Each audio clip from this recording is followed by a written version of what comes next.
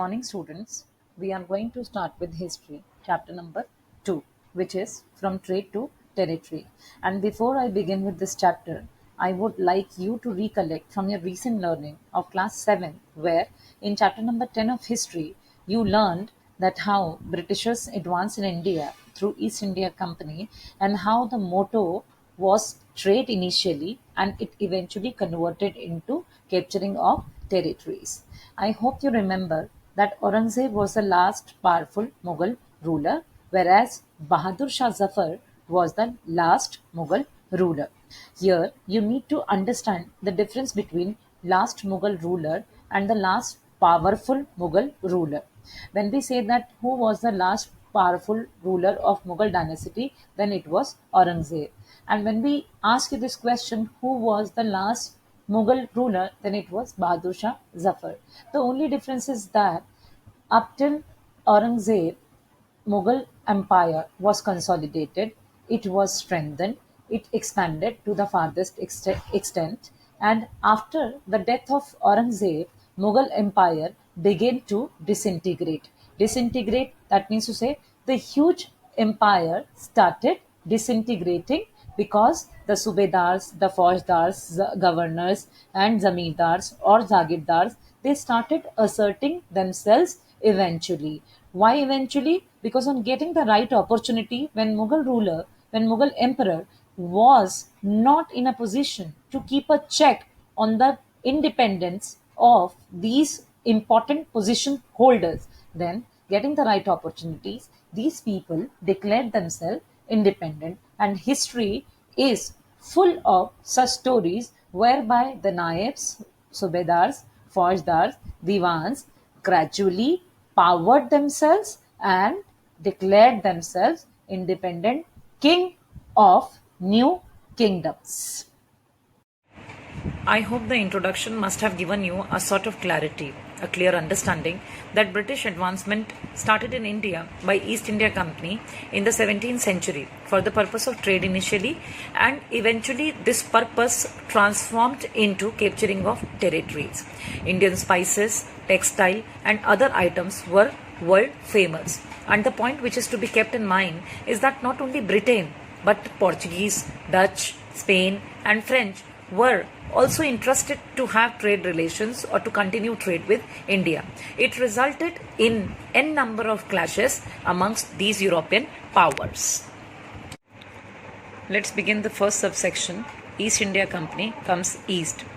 In 17th century, the Queen of England, Queen Elizabeth, gave the formal permission to East India Company through a charter. Charter means a written legal grant.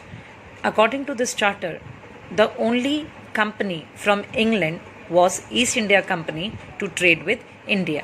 Now, there was no fear of competition from the other trading companies of England, and mercantile, or it can be pronounced as mercantile, trading companies made huge profit. You must be wondering what this term stands for. So, mercantile trading companies refer to those big enterprises who were making huge profits by selling the goods purchased in India at lower price, but back in Europe they were selling the same goods at higher prices. But the charter did not solve the problem for East India Company at all. There were many other European countries which were interested to trade with India, and before Britain, East India Company, the Portuguese, Dutch had already set up their base in India, and thereon French and Spain also arrived. You must take a note that Britain's East India Company was the third one to have arrived on the Indian subcontinent. Portuguese sailor Vasco da Gama is known to have discovered sea route to India in 15th century. Here you can see the map. In the map it is very clearly mentioned that Vasco da Gama's sea route to Indian subcontinent, and you can see here Cape of Good Hope. Through Cape of Good Hope they arrived in India, and in India at Calicut. Calicut was the place where Vasco da Gama landed for the first time, and this is Vasco da Gama's picture. Moving on to the next section, that is bone of contention. What was the main problem with East India Company and with other European countries. In this section, we will understand what was the main reason of conflict with the.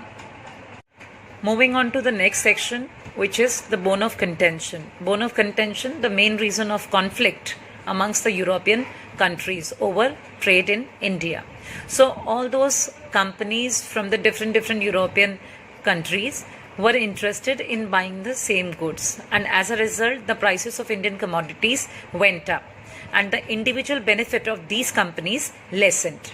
The only solution that they could see was to eliminate the rival from the market, and hence battles, sinking of the ships, routes blocking, they were common on the scene. These were the common day-to-day affairs which could be noticed, and to protect the hinterlands or the trading ports through the army or fortification of the hinterlands, it becomes inevitable. This was the only solution to protect the trading interest. And lastly, the fortification of settlements or the hinterlands angered the local rulers. By fortifying the lands and individual profits were carried out, this was not acceptable to the local rulers because it was their land and their land could not be fortified by the foreign powers.